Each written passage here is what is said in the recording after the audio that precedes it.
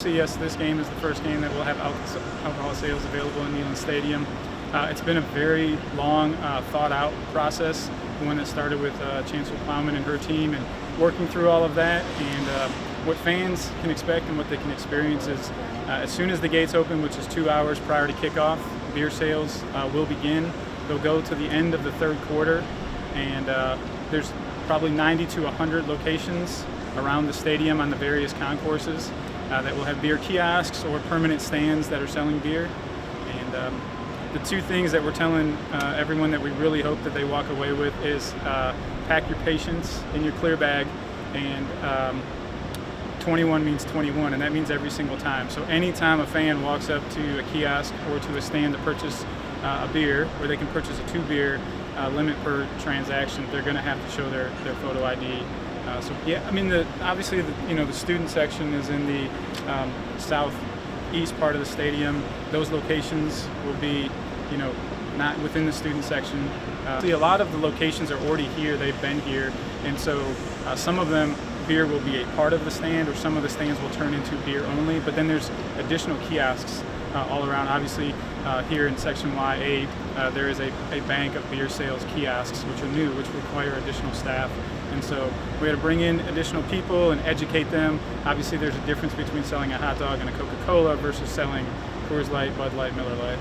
There will be some stands where you can get beer and food, and beer, food, Coca-Cola, peanuts, whatever it might be. And the stands that we have and the areas that we have available this coming Saturday for BYU, they might shift a little bit too. Like, we're going to learn some things in all of this, and in traffic patterns, and where lines might form longer than others, and where we might do that. So it's going to constantly evolve, and the evolution will be to make it better for the fans, to try to reduce wait time, and to try to help too with restocking and things of that nature. So absolutely. So we, all of the equipment, all of the kiosks and different various equipment we needed to sell beer was actually here for the Georgia State game. And that was a part of our ongoing education to fans. We wanted to make sure that when they came in, they knew where these locations were, they could get familiar with them. A lot of the information signs about 21 means 21, the 2-beer limit per transaction, all of that were available to fans that were here at the Georgia State game, so they could get familiar with the layout. The equipment and different things it's all summer long, and from there it's really the amount of beer to have in here is no different than the amount of Coca-Cola or hot dogs or peanuts or water. It's all game by game, and it's based on ticket sales and all of that. And Airmark, our concessionaire partner, they do this across the country, pro teams, college teams, all of that. So they're very well versed in the amount of volume to have game by game.